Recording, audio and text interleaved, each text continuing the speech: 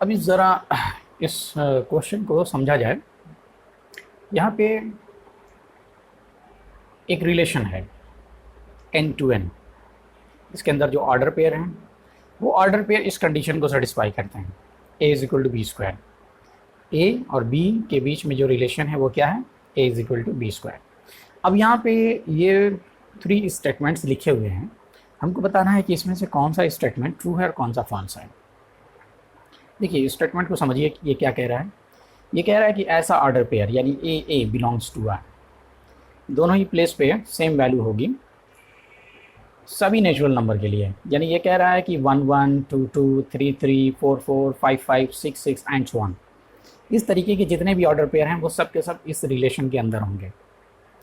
ये पूछ रहा है कि क्या ये ट्रू है, तो आइए इसको चेक करते हैं। देखिए अगर ये रिलेशन अगर ये रिलेशन इसके अंदर है तो इसको क्या होना चाहिए। जैसे a is equal to A B इसके अंदर है तो a is equal to B square होना चाहिए। अगर ए इसके अंदर है यानी ए यहाँ पे है तो a is equal to A square होना चाहिए। ठीक है, तो हमने कहा कि if a belongs to r, it is implies that a is equal to a square। ठीक है, अब a is equal to a square क्या कहना चाह रहा है। a is equal to a square ये कहना चाह रहा है कि जो भी नंबर होगा वो अपने स्क्वायर के इक्वल होगा for all a belongs to n, यानी सभी नेचुरल नंबर के लिए। तो क्या सभी नेचुरल नंबर के लिए ऐसा होगा, क्या सभी नेचुरल नंबर अपने स्क्वायर के इक्वल होंगे। तो आप ज़रा सोचेंगे तो आपको अंदाज़ा लगेगा कि सिर्फ एक नेचुरल नंबर ऐसा है जो अपने स्क्वायर के इक्वल है, वो है 1। 1 इज इक्वल टू 1 स्क्वायर हो सकता है, लेकिन 2 इज इक्वल टू 2 स्क्वायर नहीं हो सकता, 3 इज इक्वल टू 3 स्क्वायर नहीं हो सकता, 4 इज इक्वल टू 4 स्क्वायर नहीं हो सकता। तो इसका मतलब ये हुआ कि सभी नेचुरल नंबर के लिए ये ऐसा ऑर्डर पेयर इस रिलेशन के अंदर नहीं आ सकता। ठीक है, तो हम यहाँ पे लिखेंगे but a is not equal to a square for all a belongs to n। ठीक है, यानी सभी नेचुरल नंबर के लिए ये कंडीशन ट्रू नहीं हो सकती। एक एग्जांपल भी हम यहाँ पे दे दें।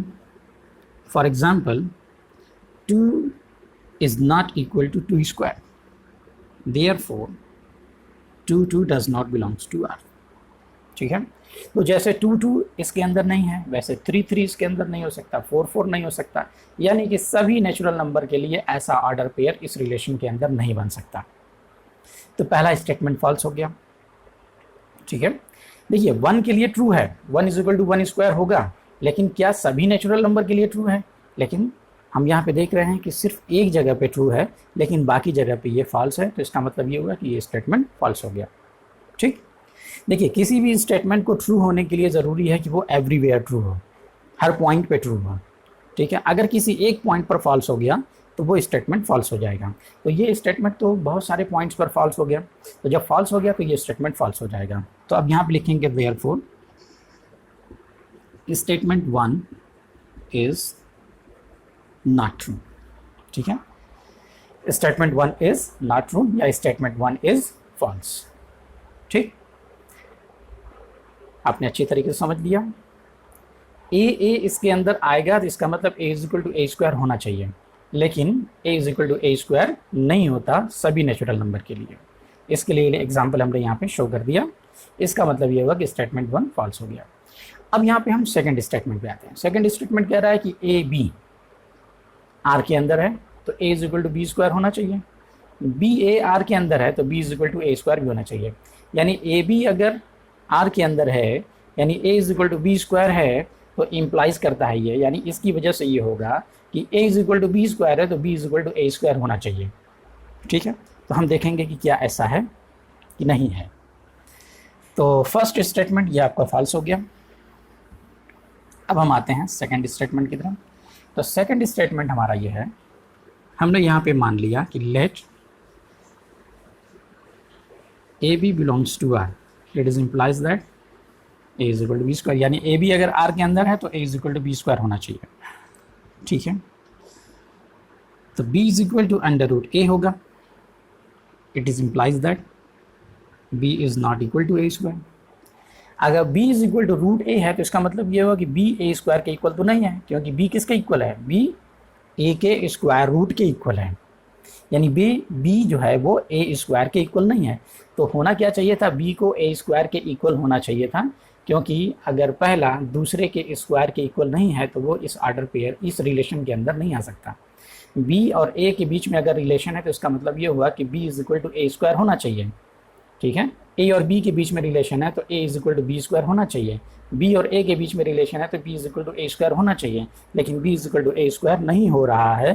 तो हम यहाँ पे आगे लिखेंगे कि b a does not belongs to r. अगर ए बी आर के अंदर है तो बी ए आर के अंदर नहीं होगा। इसका मतलब ये हुआ कि स्टेटमेंट 1 इज फॉल्स, या स्टेटमेंट सेकंड इज फॉल्स। तो फर्स्ट भी फॉल्स, सेकंड भी फॉल्स, ठीक है। अब हम चलते हैं थर्ड की तरफ। तो अब देखिए थर्ड क्या कह रहा है।